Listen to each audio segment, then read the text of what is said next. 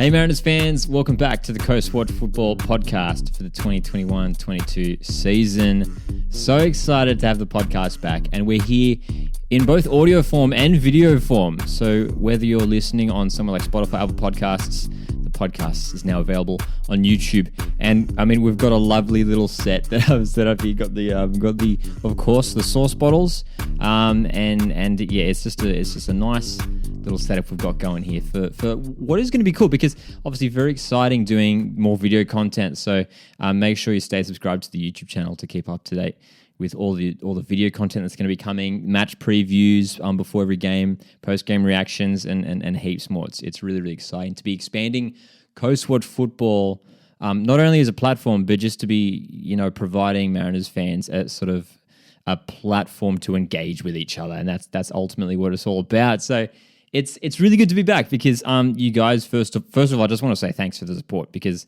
the amount of people that have sort of, especially when we finished off at the end of last season, the amount of messages that I got and comments that I got from people just really supportive of the podcast. Obviously, we're doing weekly episodes last season, and we'll still be doing weekly episodes this season as well. But it was just sort of localized all on Instagram as well. But, this year it's all about expanding, and so many people were so supportive of the podcast and just the page and wanting the platform to just keep on rolling. So it's exciting to announce that Coast Watch Football is now available on Facebook, TikTok, Twitter, just about everywhere. So if you want to keep up to date with all those places, that'll all be in the description of this podcast.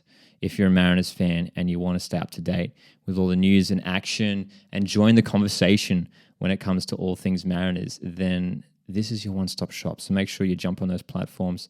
Drop a follow. I really, really do appreciate it a lot. But this is the first podcast back, so it's such a juicy one, right? Because there's so much to dive into, so much to talk about. This is going to be a bit of an off-season recap, and a lot has transpired in the last few months. And there's some exciting things to talk about. There's some slightly less exciting things to talk about, some disappointing things.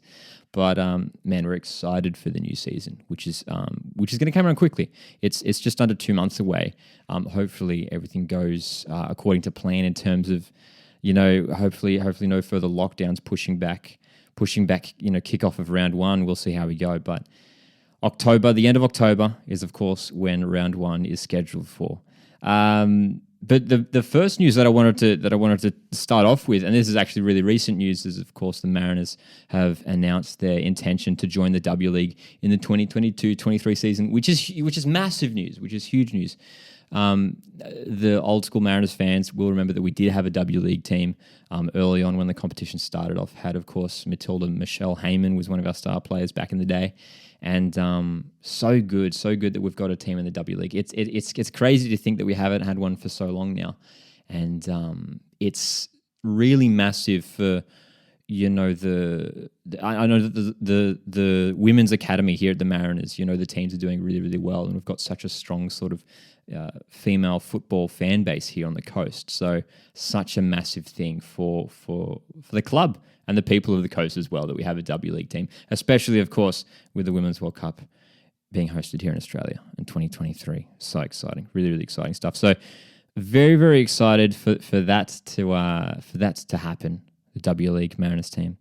We're going to shuffle on to our next piece of news, and this is rolling back the months. Of course, this is old news now, but a lot of drama around this one, and I sort of took a break from the page just before. I think it was a couple of days before it happened, but Alen Stajcic stepping down as head coach.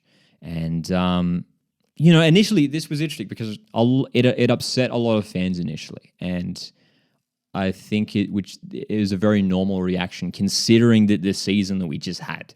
The Mariners last year were, the surprise package for the 2021 season, and Alen Stajcic was the key catalyst for that.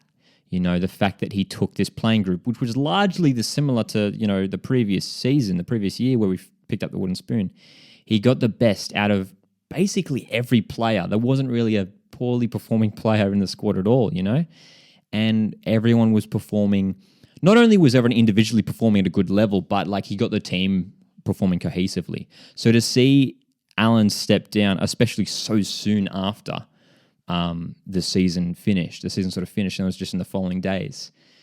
It's understanding that it could alarm a lot of fans, but it was interesting. I mean, listening to sort of seeing Alan's interviews in the lead up to that, like sort of in the lead up to that MacArthur game, the final, you sort of get the sense that he had already made up his mind that, you know, he had a great run with the Mariners, but he knew he wanted to move on to a new challenge.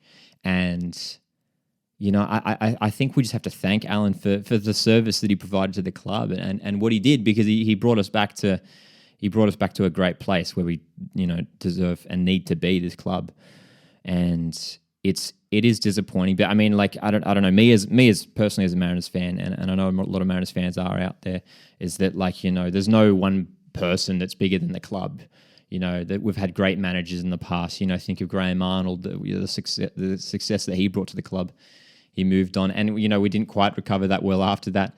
Of course, the likes of Phil Moss, you know, Tony Walmsley taking over, and we struggled for a little bit. Hopefully, we don't have the same situation here where a successful manager leaves and then we struggle again. But, you know, I'm looking forward to the future, and that segues nicely into the next piece of news, which, of course, Nick Montgomery has been appointed as head coach. And first of all, I'll say that this is probably the safest decision when it comes to choosing a manager. Of course, I know, like, John Aloisi was sort of thrown around there. Who else was thrown around there? I don't know. There was a couple sort of contenders there. But Nick Montgomery is a very safe choice. And that's not necessarily a bad thing, right? Because with Nick Montgomery, you get someone who's been at the club for just about a decade now. And not only has he, you know, experienced the highs and lows as a player, but he's now come through the ranks as a coach.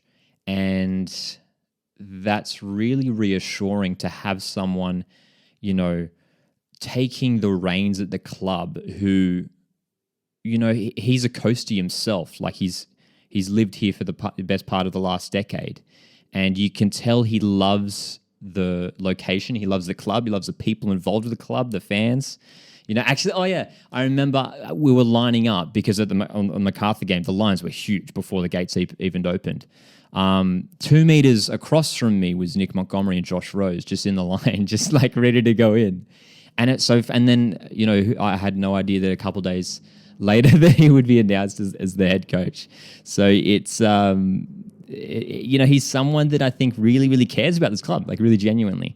So I'm excited to see what he does, whether he tries to revolutionize this club a little bit in terms of our playing style and stuff like that. That'll be interesting. We'll talk about that a little bit later in the episode in terms of what our sort of playing squad is going to look like for the 2021-22 season. But I'm happy with this decision. I'm hoping Montgomery will bring a bit of solidarity. You know, I'm not sure if this season will be as successful as the previous one. But again, we'll be talking about that a little bit later in terms of what the upcoming year looks like for the Central Coast Mariners. But yeah, what do you guys think of Nick Montgomery as head coach? It'll be interesting to see how he goes. And we're wishing him all the best. That's for sure. We're going to shuffle it to the Mariners Medal awards for 2021, the Mariners Medal, of course, our annual awards ceremony. We're going to run through these, of course. Taking the Mariners Medal, Kai Rolls. Brilliant season, of course, was involved in the Olympics as well. So well done to Kai Rolls. The Fans Player of the Year, Joshy Nisbet, of course. Newcomer of the Year, Alu Kowal, no surprises there. Golden Boot, Matt Simon had a great season, and Goal of the Year, of course, went to Matt Simon for that round 15 goal against the Wanderers. Of course, that lovely finish, the Orenia through ball, lovely goal.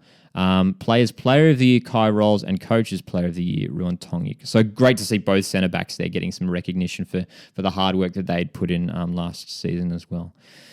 So we're going to talk about the playing squad now, and there's a lot to talk about. There's a lot to break down, and you know, players have left, players have come in, and players who were here last year have re-signed. So I think overall, when you look at, I mean, obviously it's still early days. There's still, you know, many weeks until the season kicks off, so more movement could happen.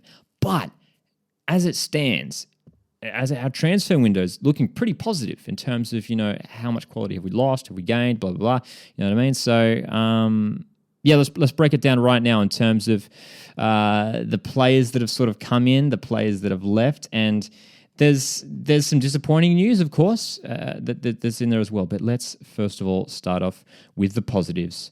We're going to talk about the player re-signings. So Marco Ringer is the big one. He's sort of the big name that re-signed there, 2-year deal. Of course, Marco Ringer really setting into life here on the coast. If you follow him on Instagram, he loves his little trips down to Terrigal Beach, and I think I said it in the podcast last season that he's the best striker. Maybe the best striker we've had at the club since Daniel McBreen. And so great to have him re-signed to the club.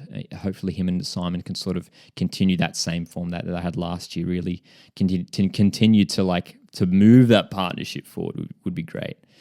Ruan Tongyik and Kai Rolls both re-signed, which is massive news. There was a little bit of a question mark, especially over Ruan Tongyik, especially after such a successful season and, of course, getting called up to the Socceroos squad. Potentially him making even an overseas move after such a brilliant campaign for us last year. But to have both defenders re-sign is so massive. And to complete that sort of defensive re-signing, Mark Birigidi securing another 2-year deal here at the Central Coast Mariners, which is great news as well. Of course, Birigidi, massive part of our success last season. Pulled off some stunning saves throughout the year. Matt Simon, of course, signed a 1-year extension. And Dan Hall, another defender, signing a 2-year extension. Of course, Dan had a great stint with us towards the later part of the season there where Ruan Tongyik was out for a couple of games. So looking at those signings, some really sort of that solid core of the team, especially in a defensive sense, re-signing, which is massive news. And I think when you look at our squad defensively, heading into this season, this is the first time in a long time, maybe in 10 years, where I reckon as Mariners fans, we can say we're pretty comfortable and confident with the defensive lineup that we have. At least when it comes to centre backs, at least. Ruan Tongyik and Kai Rolls had the best seasons they've ever had in their careers so far last year. And they were an integral part of our success, our defense, and that was a key part. That was a key part to why we were winning so many games, is that we were shutting out opposition attacks so well. So to have them re-sign is massive, and it is funny to have that sort of that confidence. And I mentioned it. I was listening back to the first episode of last season of the podcast that I did, and I was talking about our defense in particular and saying, it'd be nice if we had one more experienced centre back. Little did I know that Ruan Tongyik and Kai Rolls would have the best season so far. So, who knows? Maybe we will bring in some more defensive reinforcement, because at the moment, when we look at our playing squad, we only really have 3 centre backs. In Tongyik, Rolls, and Dan Hall. So maybe one more would be nice to bring up to add into the squad there. But those are our re-signings for the season coming up. Player departures. This is of course the disappointing news that I was touching on before. Of course, Jack Clisby heading over to Perth Glory. Jack Clisby has been at the club here for a few years now, and last season really stepped up. He really did, and he was involved in the goals late on there. In that later part of the season, of course, that great goal he scored against Macarthur away from home, crucial goal, and. All the best to Jack Clisby, heading back to Perth where he started his A-League career. So, Danny De Silva as well, heading off to Macarthur FC, which is an interesting one as well, because if you look at Macarthur's signings, they're they've already signed 3, they've got 3 or 4 different players that can sort of play in that Danny De Silva position. De Vere, Craig Noon, and it's going to be interesting to see how they line up next year. Macarthur really making a statement with the signings that they're making for the upcoming campaign. So, it'll be interesting to see how much game time Danny actually gets there. But, this has been an interesting one as well, because, Danny, who was injured a little bit last season, he played most of the campaign, but he was in and out for a few weeks, sort of, here and there throughout the season. And I think a lot of fans would have hoped that he would stay. And I hoped he would have stayed too, and I expected him to stay, but he obviously saw a different, had an opportunity come up there with Macarthur. So All the best to Danny. Mikhail Yanoto and Stefan Jankovic, both their contracts have expired, so they've headed back to Europe. We thank both of those players for their contribution. Dan Bowman and Jaden Casella, at the moment, aren't listed on any team sheets, and as far as I know, they were just signed on 1-year deals for last season. And again, two players that I wouldn't mind seeing kept on for this season, considering how well they played, given their limited playing time. And, there weren't really any goals. I think Jaden Casella had a goal early on, right? I don't think Bowman got around to scoring a goal. But both players looked really, really good. And the more game time they got, they looked better and better. Jaden Casella came in a couple of times, of course, when Danny was injured towards the later part of the season, and played really well. So I think with some more A-League minutes under their belts, they could really turn into some quality players, because they're both, still fairly young as well. So, I mean, they could slot into any A-League side, that's for sure. So, all the best to them, and we thank them for their contribution. Adam Pearce as well, which was a bit of a quiet one. Adam Pearce, not a part of the squad anymore. He's moved on to other ventures as well. So thanks, Adam, for your contribution to the club. I'm talking as if I'm like I own these players or something. I don't, but just from the fan point of view. And the big one as well, Gianni Stensnes. Now, very excited for Gianni, of course, securing his move overseas. And, we wish him all the best. But with Gianni, that's a huge one, because out of all of the players that we've lost, that's the biggest one for me, because Gianni provided so much solidarity in the center of midfield alongside Bozanic for so much of last year. And how we replace that is really interesting. And I'm going to talk about that a little later in the podcast. As I mentioned, jam-packed podcast, this one. So we'll talk about that a little bit later in terms of what our squad is going to look like, especially when it comes to that holding midfield position. Of course, Alec Kowal and Jing Reese, of course, securing their moves to overseas clubs in Europe as well. Two very exciting attacking players. So great to see Alu securing his move to Stuttgart, which is a great club, great big club in Germany. So all best to those guys as well. New signings. So this is exciting because the new signings that we have brought in are really interesting, and there's a lot to dive into here. So let's talk about them right now. Nikolai Muller is sort of the headline name. Of course, joining from Wanderers, 33 years old, attacking midfielder, or can play as a wide player as well, and has basically spent his entire career in Germany before joining the Wanderers. But has played with some massive clubs, Hamburg, Mainz, Frankfurt, and he brings a whole lot of experience to our front line. But the interesting thing with Muller is where is he going to play? And, he was the first new signing that we had announced. And, thinking of Muller, and, if you saw the Wanderers play a lot last year, they sort of play with that sort of a 3-4-3 sort of setup. And Muller often playing as sort of, just behind the striker, sort of off to one of those, either on the left or right-hand sides. And, he could play the Danny De Silva role or in a 4-4-2 on the left-hand side. But he could also play, if we're playing two strikers, he could probably play as one of those strikers. But that's the thing. I don't know if you would play Muller and Orenia up top together, just because Simon, whether it was Simon or Kuol, both incredibly physical players. Now, if you watched Muller last year or previously in Germany, you'll know that he's not necessarily the big, tall, strong player that likes to hold up the ball, gets up there for aerial duels. He's not that kind of player. He's more similar to Orenia or Danny De Silva type, where he's a great dribbler of the ball, really pivotal when it comes to creating chances, more of a creative player in that sense. So this might hint at a potential change of shape for the Mariners, whether that maybe looks like maybe it is a 3-4-3, which would be a big change. That's a system that we played under Stajcic year before last a little bit. But this could even be maybe a 4-2-3-1, where rather than playing two strikers, sort of dropping one of them behind as the number 10, and maybe starting Orenia up top with Muller in behind, which would be an exciting combination.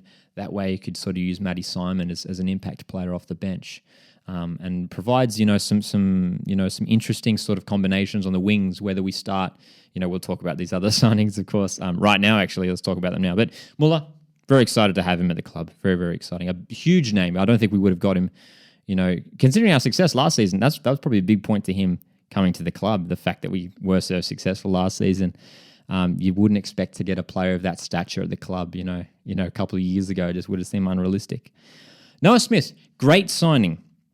This is the one that probably people, well, I guess compared to the other ones, some not necessarily some familiar names, but Noah Smith played a handful of games for Adelaide, especially towards the early part of the campaign. Unfortunately, injury ruling him out for most of the year. But Noah Smith, exciting because he's 20 years old, he's still young, and he's got a heck of amount of potential. And it was surprising to see him not re-signed at Adelaide, because he was an integral part of their lineup in the early part of the season, and you'd think with an exciting young player like that, they would have re-signed him and kept him on. So he was actually one that I had in mind in terms of left back. When Jack Clisby left, I was like, we could sign Noah Smith, we could sign who else was the other one I was thinking of as well? They're like Western United. I can't remember his name now, but there was like a Western United left back, but Noah Smith is going to be our first choice left back heading into this season. Matt Hatch could probably play in that position as well. But I like that Montgomery is bringing in someone like Noah Smith, another young, exciting player who could really sort of flourish in this side, and we wish him all the best. So great to have Noah at the club. Cy Goddard. So I hope that I'm pronouncing that right, whether it's Cy or Kai. But he's a Japanese and English midfielder, 24 years old, and he came out through the Tottenham Academy, which is always an interesting thing to see. His involvement with the Premier League side there, and recently spent time in Italy's lower divisions as well as playing in Cyprus, and recently actually won the Indian Super League with Mumbai City, of course, alongside a familiar name in Adam Lafondra. Which, of course, A-League fans will know well, of course, the Sydney FC striker. This is an interesting signing as well, because, again, another player that could play in that Danny De Silva position, whether he plays on the left or right-hand side, or even, again, could even play in that sort of number 10 role if we do play that sort of system. And then Benny, and I hope I'm pronouncing this name correctly, but Benny Nkololo, that's going to be a fun name to say throughout the season. Nkololo? Benny Nkololo? Benny Nkololo. Nkololo. Oh, man. Benny Nkololo has signed for the club, 24 years old. He's French. He's a winger, predominantly playing on the left-hand side, and has spent a lot of time in playing in France's lower divisions. Has scored, 11 goals in 106 appearances in France's third division. And again, when we bring in players, from Europe or from overseas, it's always interesting to, we want them to settle in as quickly as possible, and sometimes it's a hit or miss in terms of, whether they're a success at the club. Obviously, last season we saw great success in Marco Renya, whereas Janota and Jankovic didn't quite sort of hit the ground running and struggled to sort of work their way into the team. So excited for what Benny can bring to this side. And we're hearing that he's a very exciting player, very pacey, and he sounds like out of all the players to be a really sort of out-and-out winger. So especially on the left-hand side, so maybe he is that direct replacement for Danny De Silva.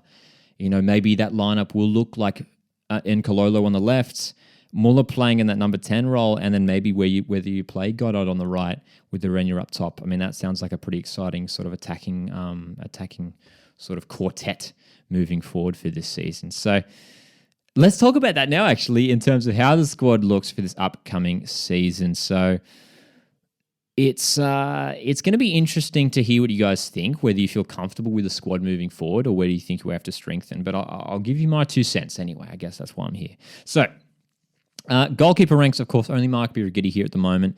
Maybe we'll be signing another backup or bringing someone up from the youth squad. We'll have to wait and see. In terms of the defensive ranks, Lewis Miller, who had a decent season last year, looks like he'll become the first choice right back with Stefan Negro. Oh, of course, Stefan Negro has headed off. I forgot him in the player departures. Apologies, Stefan. Stefan Negro has headed off to Melbourne Victory. But it looks like that Louis Miller will be the first choice right back for this upcoming season, which I'm happy with personally. And then, of course, roles Tongik, Hall for central defenders. And then left back position, you're looking at the likes of Noah Smith, Matt Hatch for that left back role. So, as I said before, maybe another central defender would be nice, just to sort of provide some more depth there, a little bit more competition for those central defensive positions. And another right back. Another right back would be good because...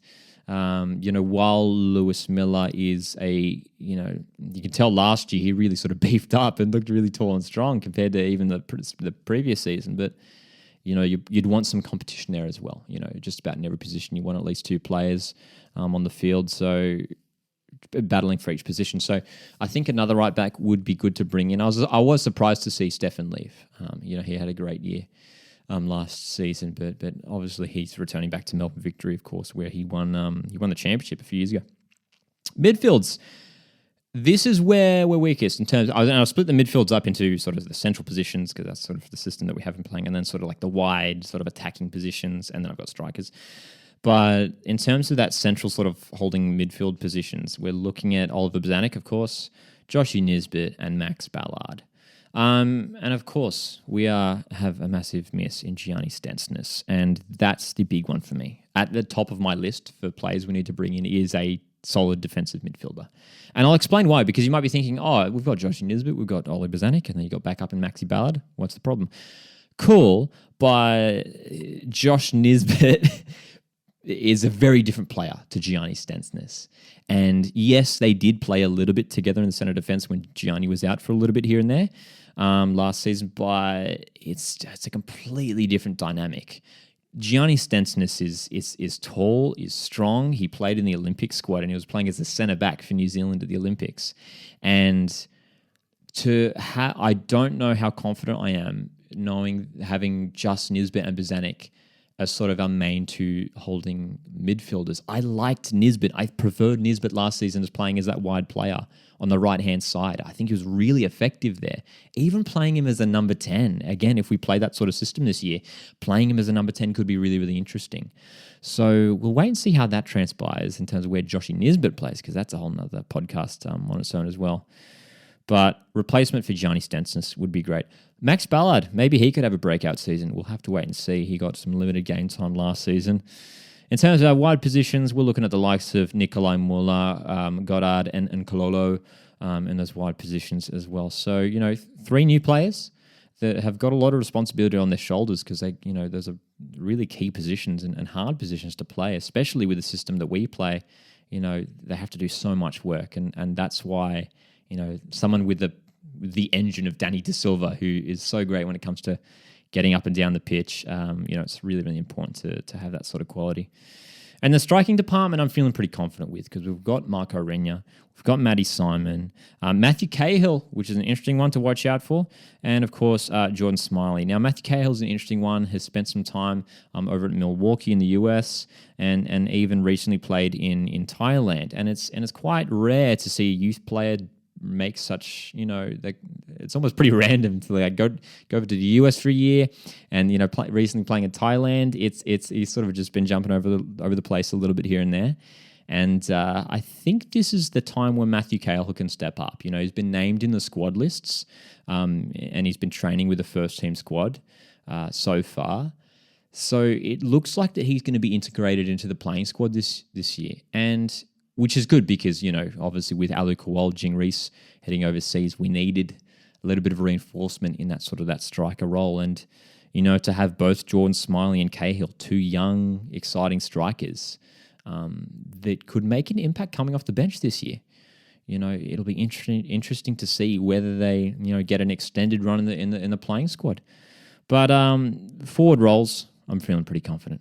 Looking forward into this season. But that defensive midfield role, I will reiterate again, I think for me, that has to be the position to strengthen in for this season. What do you guys think? Let me know. Go ahead and jump on the pages if you'd like to get in touch. Let's join the discussion. Or you can jump to the comments section on the YouTube video on the podcast and let's discuss. I'll make sure to respond to as many comments as I can. What positions do you think we need to be strengthening in for this season? Are you feeling confident that this playing squad that we have right now can finish in sort of that top 4, top 3 sort of positions, that we managed to achieve last year? Hey guys, thanks so much for listening to the first episode of the Coastwatch Football Podcast for the 2021-22 A-League season. So great to be back. These podcast episodes are happening every single Tuesday, available on all podcast platforms. That includes Spotify, Apple Podcasts, and now full video episodes on YouTube, which is really exciting. So much video content coming to YouTube. And of course, don't forget, make sure to follow Coastwatch Football on all the social media platforms, Facebook, TikTok, Twitter, and Instagram. All the links in the description below. Once again, guys, thanks so much for listening, and I'll chat to you next week.